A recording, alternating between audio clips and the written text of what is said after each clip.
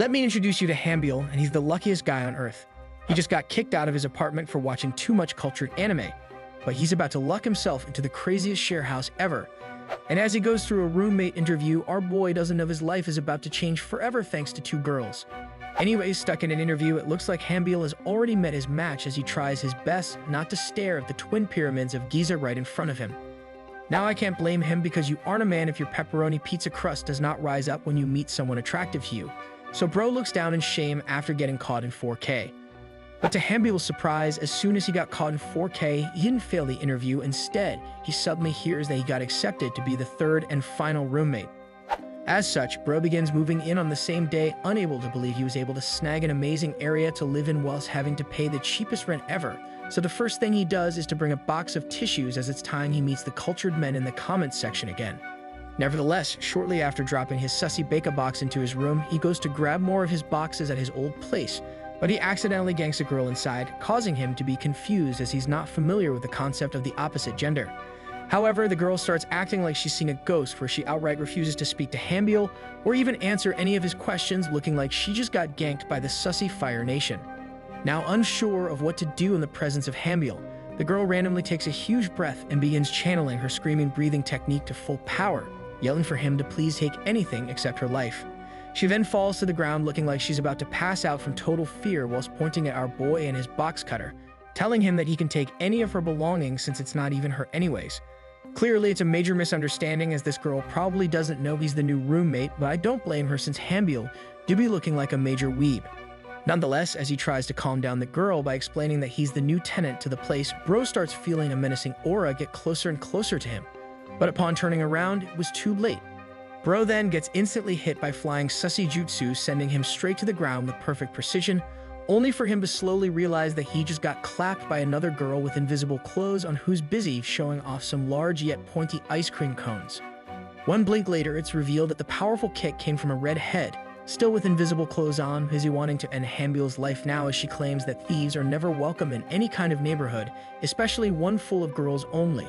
Luckily, after Hambiel was forced to tap out a couple more times against WWE moves from the red head, the owner called in to check if the new tenant came by today, so everything was quickly resolved. Although our boy's first impression was not the best, at least he learned that the first girl's name was Unso. She's 20 years old and is a university student, but throughout most of the time here, bro has never seen her leave the house, let alone her own room. Meanwhile, the redhead girl Jisoo is the more troublesome of the two as she's quite literally the opposite of Unso, always straightforward and direct whilst having the demeanor of a real Chad, unlike our boy. Regardless, over the span of the next few weeks, the owner Dayan kept bugging and threatening Hambiel to get along really well with the two girls and gave him no reason as to exactly why he just can't be average with them, causing my sussy senses to begin tingling. With me now transforming into the sussy version of Spider-Man, I watched as Jisoo suddenly barged into Hambiel's room one day as he was busy using his tissues to clean up, and after acting like he was not up to no good, Jisoo locked eye contact with him and instantly demanded for him to go out with her right at this moment. She then slaps down a bunch of cash in front of our boy, informing him that she's paying for his services as a boyfriend, causing Hambiel to pinch himself to make sure he's actually still living in reality. However, bro is kind of dumb and refuses to trust in his banana tree slowly growing down below. Instead, he decides to refuse $1 million as he's probably thinking this is just a prank bro. But after getting called out for being a brokey, our boy actually starts thinking about taking the offer as it's basically a win-win situation, where he might even be lucky enough to do some rice cake smashing for the first time whilst getting paid money to buy unlimited Robux. After contemplating harder than a girl on her time of the month, bro ends up deciding to hand over the fat stacks of money back to Jisoo, which to be fair does not even come close to looking like $1 million, claiming that he doesn't trust her enough to accept the offer if she won't explain why she needs to rent a boyfriend. Upon realizing that loser Hambiel would actually chat up for once, she ends up spilling the beans, where we discover that she works at a construction site and she needs a fake boyfriend just to stop her old coworkers from always setting her up with random guys. And when she finally had enough to tell everyone she had a boyfriend, all her coworkers just laughed at her as they know how she is with the boys, since she's usually even more alpha than them and scares them away. Now that our boy knows the true reason she needs a rental boyfriend, he starts feeling bad for her for the first time ever, as he's now the only person she can turn to, knowing full well all her other friends will just laugh at her if they found out, since they ain't real ones. Regardless, after accepting the money, bro learns that Jisoo has already planned out every detail of her fake boyfriend. where he even needs to act cute and sweet every time he meets her. But if he does anything wrong, then he better watch his back. However, as the two continue to discuss their plan to fool a bunch of grandmas and grandpas at work, Bro finally listens to the blood rushing down below and starts talking about how they should kiss to make their plan more believable. Although our boy's plan is actually pretty big brain, Jisoo almost instinctively smacks Hambil in the face at the revolting thought of sharing her first Hershey with a weeb, but she realizes he's right, so they compromise by doing it on the cheek instead. Fast forward the next day, their plan finally sprung into action as Hambil appeared at the end of Jisoo's shift, trying to look the best he can to pass as a normal person, rather than some of y'all that stay inside all day to grind ranked or blocks fruits. Regardless, after ganking Jisoo acting all sweet and cute like her ideal boyfriend, he does the popping swing to avoid all the glaring coming from the boomers, allowing him to gap close the distance between him and Jisoo to allow their acting to blossom. However, old man Saitama and the other coworkers have been watching too much K-dramas this year, so they were quick to notice Jisoo's stiff acting, making them instantly suspicious of the two due to Jisoo's robotic hug and the way she acted around her so-called man. But to alleviate their suspicions of the fake couple, Bro went in for the kiss on the cheek as requested. But for some reason, Jisoo went for it too, so the two worlds collided as if destiny was a thing, catching both of them by surprise. After realizing what happened, both Jisoo and Hambil open their eyes in shock of the accident, but since they are too far in, there is no escaping this moment now, so instead, Jisoo doubled down and went try-hard mode to sell their affection, since she knows chocolate ice cream is better than vanilla. Nevertheless, after a minute of swapping air like a master mouth breather that can dive over 69 feet, the two disconnect upon hearing all the coworkers clap and cheer for the two, so it's safe to say they won the crowd over, but our boy looks like he just won the lottery. Anyways, the two leave together and head home after a successful outing, but upon leaving line of sight of her workplace, Jisoo quickly returned to her normal self and swiftly tries to beat up Hambil, where she angrily asks why the heck he had to tilt his head so awkwardly, placing the blame on our boy for the accident. Surprisingly, as he starts getting berated for the accidental sussy air-to-air attack, Hambil defends himself and yells back at Jisoo, telling her to shut up, claiming that it's not even his fault when she's the one that messed up, and he even did his part to make everything worth it for the amount of money she paid him. Unfortunately, after properly defending himself, Bro discovered why Jisoo was so mad they accidentally air-battled, and it's because he found out that was her first ever kiss, and she was planning to save it for the special person at a special time. Now, I get it, those are always special, but can you take a look at our boy? There's literally zero chance this dude has ever gotten his first either, so it's not like she's the only one that's stuck on this boat, so she needs to be more considerate. Nevertheless, unable to figure out what to do in this situation, and since he's never seen a girl cry because of him before, our boy just closes his eyes and tells Jisoo to slap or punch him anywhere she wants if it will help make her feel better. The simp even tells her that after they get home and get everything sorted out, then he will return all the money she gave him to make it fair for both parties. But just as Bro is expecting to get smacked into another dimension, he waits for a second, but no pain appears, causing him to open one eye to see what's going on, only for him to witness Jisoo's eyes disappearing whilst she grabs hold onto him, making my sussy alarm to ring. Soon enough, Hambil finds himself teleported to a nearby bar, where Jisoo is nice enough to hand him unlimited free drinks left and right, ordering him to drink enough so he forgets about everything that transpired today. Sure enough, he agrees to the gentleman's agreement, so the two begin chugging drinks one after the other, but the more our boy continues on, the more he realizes that Jisoo isn't half bad herself, so he keeps taking a peek at his roommate while she feels down bad about what happened today. Eventually, Jisoo gets to the point where she begins apologizing for all her actions, saying how she knows she shouldn't have freaked out on him, and at the end of the day, our boy was able to do the job she asked him to do, and now all the boomers will stop bothering her. Regardless, with the awkward air between the two now disappearing thanks to a couple of drinks each, they start bonding after talking about their personal lives, where Jisoo learns that it was his first as well. Turns out, the two were foreshadowing something else more sussy, as it's revealed they both teleported back to their place without either having a clue how, and upon waking up the next morning, they both realized they both made another major mistake. Now that both armors on each other are invisible, Jisoo quickly shifts into her usual "I will destroy you" mode, where she forcibly gets on top to try and destroy Hambil with her bare hands, as she's busy thinking this was all our boy's fault. Luckily, she stops right before her fist makes direct impact, allowing for Hambil to not get reincarnated into another world after hearing that he doesn't remember anything about last night at all, which makes sense to her since she's the one that made him pass out in the first place. As such, the two try to navigate back to last night to figure out what happened to no avail. So Bro comes to the conclusion that if something actually happened, then they would have known by now because things would be sticky and smelly everywhere like my farts. However, reality quickly came crashing down on these two stuck on Delulu land upon finding a small open wrapper on the floor meant to fend off unwanted accidents like our boy Hambil. And after taking a closer look, the two could not find the product inside, which meant that they most have likely used it already. Of course, Jisoo is now stuck in absolute denial, refusing to believe the scenario she could be in where she wasted not only her first kiss, but also her first rice cake destroying on a weakling like Hambil. As such, she starts believing the alternate reality where the wrapper was just holding some vitamins, but it clearly says it was a protective wrapper to stop mini-me, so she tries to forget about it by remembering that she's still invisible, creating the need to cover up as it was her override to forget her embarrassment. Unfortunately for the two, upon Jisoo picking up the closest blanket to hide from the cold air brushing along the top of her pointy pyramids, she makes a remark about how wet the blanket is, and to make matters worse, Bro begins smelling something eerily familiar to him.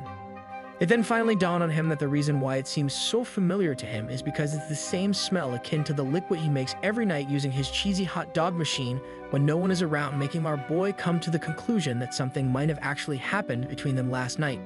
So between the wet blanket, the sussy smell of familiarity, and the fact that they have an open wrapper with a product missing, Jisoo's heart sank because neither of them can even remember what transpired the night before. But as she continues to be quiet to make sense of everything, our boy interrupts her peace and tries to ask her if they are just better off forgetting everything that happened, making Jisoo furiously turn to him to flash him the fiery death glare of a red head. After staring down his soul for a whole minute without blinking, Jisoo makes up her mind and causes the sussy turntables to turn, where she asks him if they should just do it for real to make it count. She then explains that since they probably for sure shared their 1-versus-1 duel last night, then they might as well make it memorable since there's no turning back now. However, Hambil says no like an absolute alpha skibidi rizzler, making up the excuse that it's probably best to forget since it was a mistake, but Jisoo does not give in, so she tries her best to convince him to go on with rice cake destroying as it's their first time anyways, making them better off once they are experienced Virgos rather than not. Sure enough, Hambil masterfully fakes out the bomb plant by jumping off the bed to make Jisoo think he would walk away instead of doing some free rice cake destroying, but he turns around last second and tells Jisoo he's actually down for the count. But since these two have no experience in the field of sussy 1-versus-1s before, they waste a couple of minutes just staring at each other, unsure of what to do, until Jisoo begins to blush and orders our boy to do whatever he wants as they have unlimited time together. As such, Bro begins getting cold feet like in Happy Feet, but he forces his way to the front of the double-deckers in front of him, knowing full well that this is the best opportunity he will ever get in a very long time.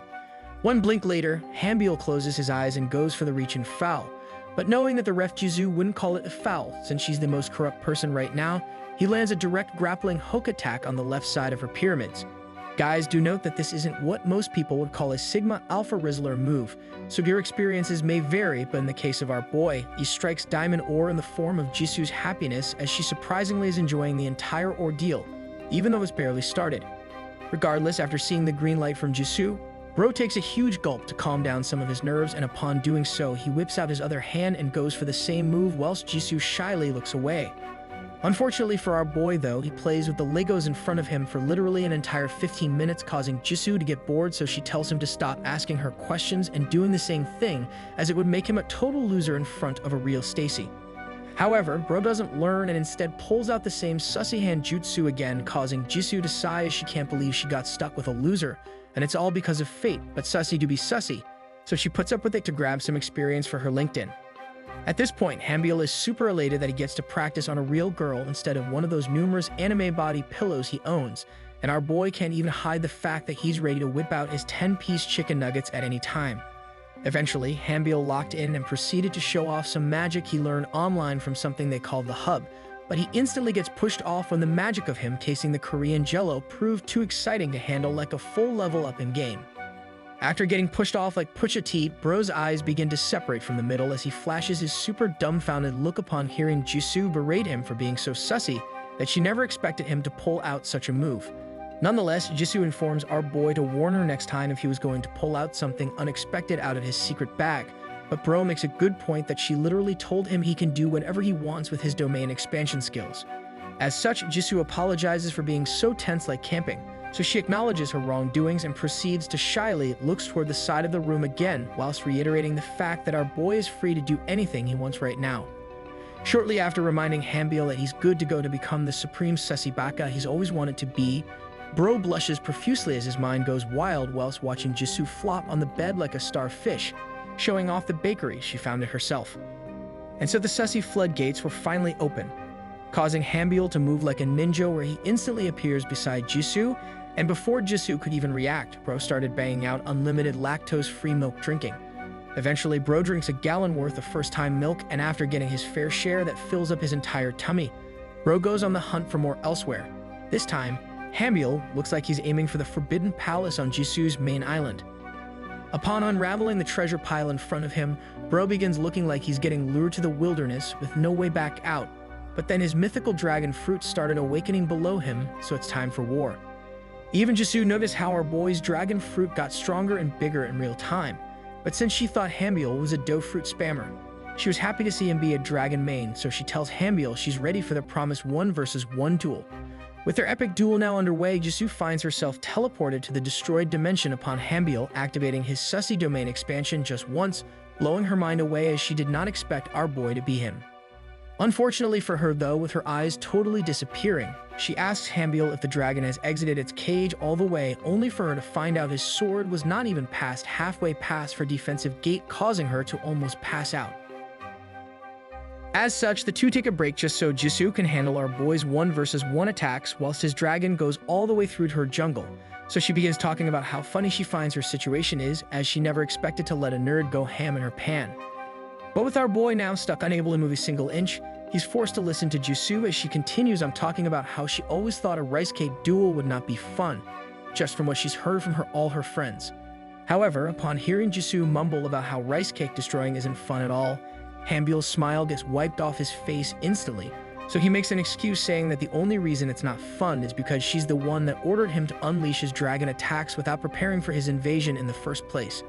Luckily for our boy though, Jisoo tells him to calm down as she did not mean it that way, and what she meant is that she's not talking about him, but she's talking about it generally since this was the only thing she knew about duels. Nevertheless, after hearing Jisoo randomly dump some emotional baggage whilst his dragon was still stuck inside her palace gates, Bro quickly thinks of a plan to make everything better since she keeps yapping about how she wanted this duel to be romantic and with a boyfriend.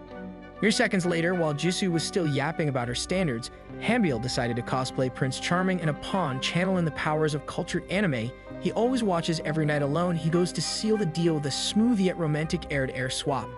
Our boy then follows up his Chad moves by trying to soothe her nerves, claiming that the next time she has a 1v1 duel will be with someone that's her boyfriend, so she needs to stop overthinking as now is the time for the sussy Fire Nation to take over. Hanbyul then flashes a smile that causes Jisoo to see him in a better light, but before she could even react to what he said, Bro activated Gear 5 with his dragon and proceeded to go faster and harder than me at the club at 2 a.m. in the morning. What's even funnier is that our boy tells Jisoo that he's her boyfriend now, but Jisoo yells at him and orders him to stop being weird since she would never date him in the first place, so Bro tells her she can just imagine him to be one while they do some rice cake destroying.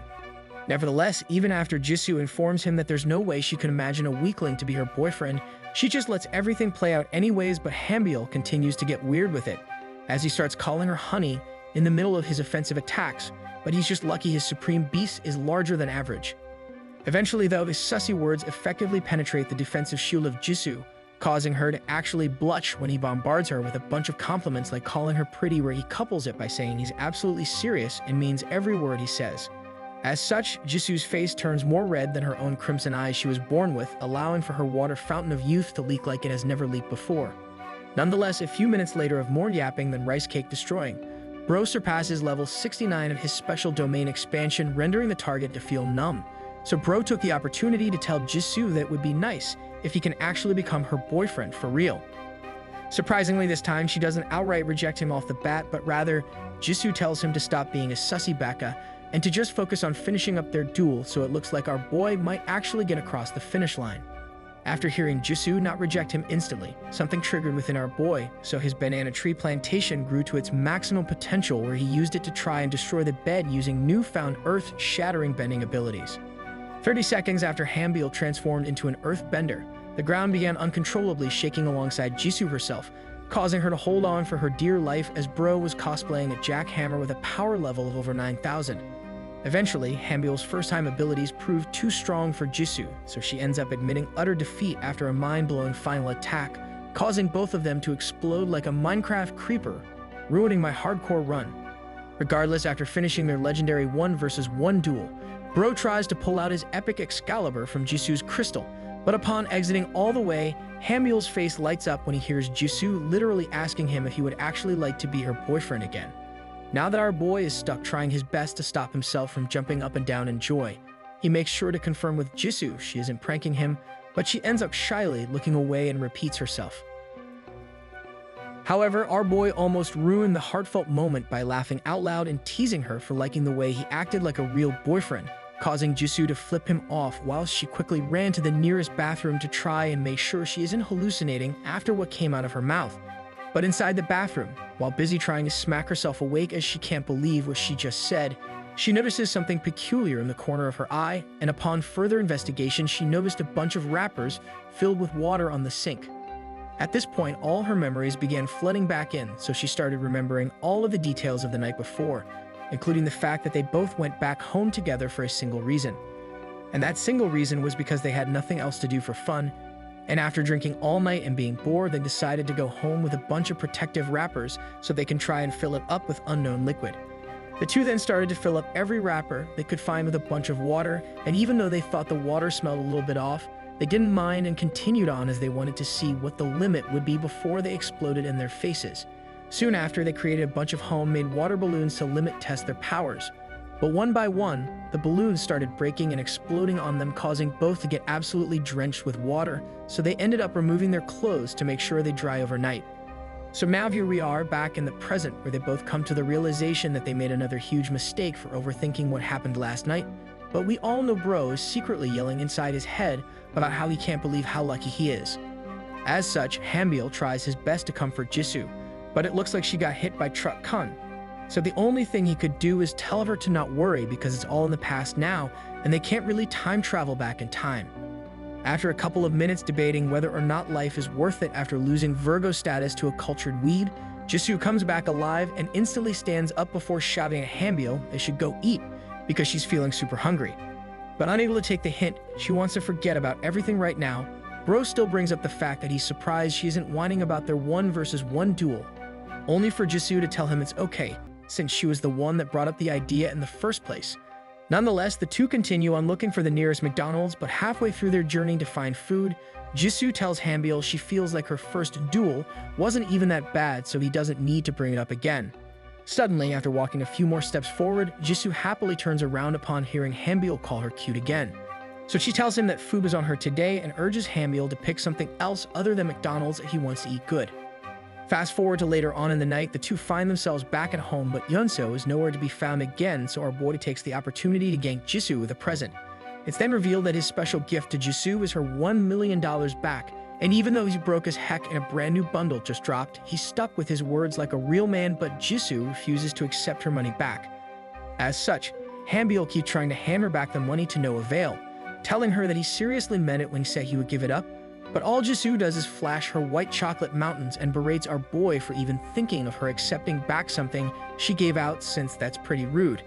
Instead, Jisoo informs him that she would rather have a discount for the next time she needed a fake boyfriend, and upon hearing her say that, our boy finally picked up on a hint for the first time ever. Bro then asked what she meant by next time, making Jisoo admit that even though they were just pretending, the entire experience was like perfectly done medium rare steak, causing her to offer to do more pretending until she eventually got her own real boyfriend.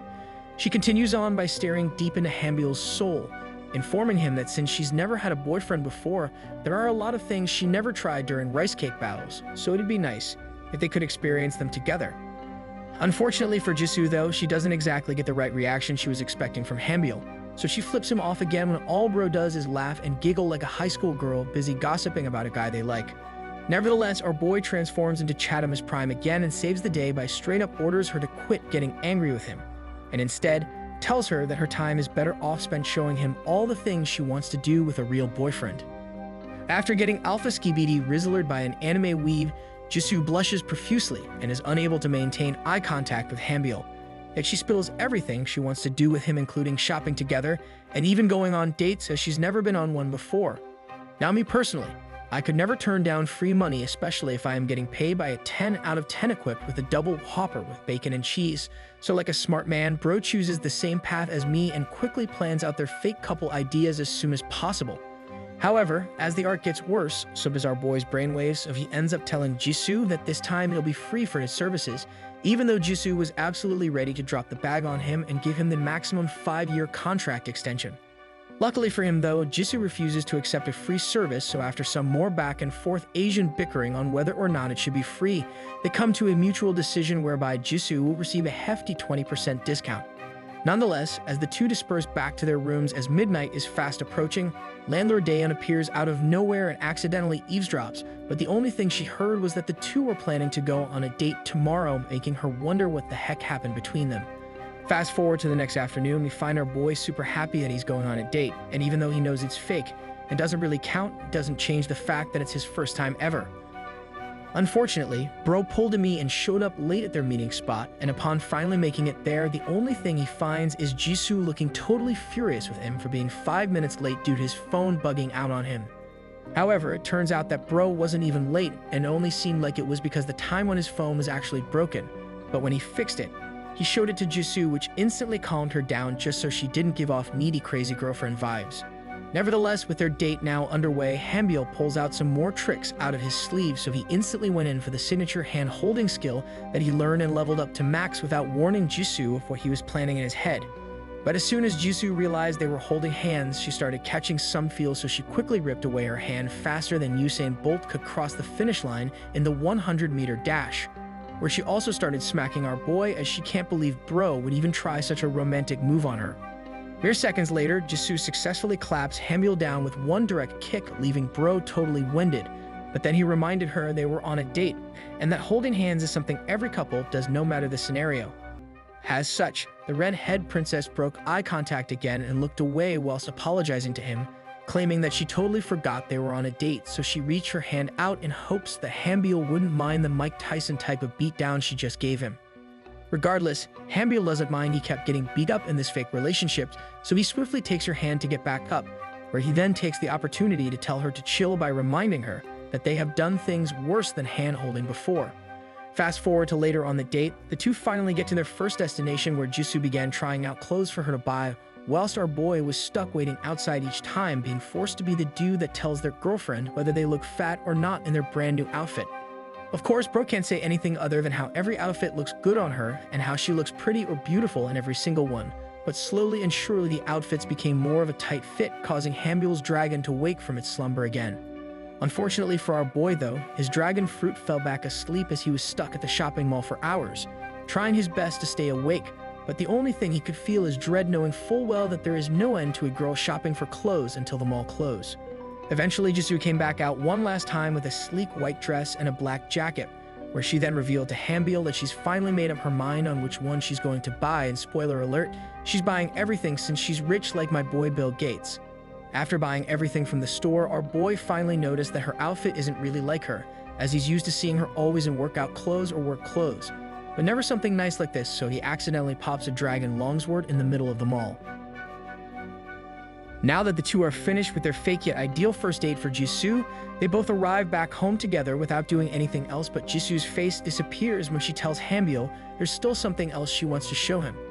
She then quickly closes the door behind them to make sure Yoonseo or Daeun won't accidentally catch them doing something sussy if they pass by, and upon making sure the coast is clear, she drops the bomb that there's other things she bought, including special diamond underpants she wants to show him. But since the terms of the dates were crystal clear and time is officially up, Jisoo crosses her fingers and shyly asks Hanbyul if he would be down to watch her right now, even though bro won't get paid over time. However, this time it looks like Jisoo is taking the initiative to become his sussy master, as she begins to get rid of her brand new super expensive brand clothes before our boy could even answer. But deep down, she already knew bro would say yes, as she noticed his banana tree plantation poking through its cage. Nonetheless, before bro even knew what was happening in front of him, Jisoo's clothes turned invisible except for the two-piece underlying package, which were protecting both her golden cove and her twin pyramids of Giza. After showing off her first few pairs she bought, she swaps into the other ones she purchased right in front of our boy, causing him to instinctively look away as it looks like he can't control his dragon rage from filling up his sussy bar fully. Now that everything is in full display like some kind of historic museum, we have to zoom into Hambiel's Adam's apple to showcase the Sussy Nation successfully invading the room. And there's no way out, so we have to give our thoughts and prayers for the Sussy man. Regardless, one blink is all it took to make our boy spring up from his chair with his dragon bestie ripping a hole down below, causing him to grab Jisoo to personally call her out for setting the room's level to level 69. After hearing that our boy finally got the hint again, she flashes a smile while her face disappeared, so you already know things are about to get good, just like unlimited Korean fried chicken. And as I expected, Jisoo was quick to remove her fully enhanced diamond pants whilst busy calling our boy a loser again, informing him that she hates it when people bombard her with questions that have obvious answers, so there's a lot for him to learn.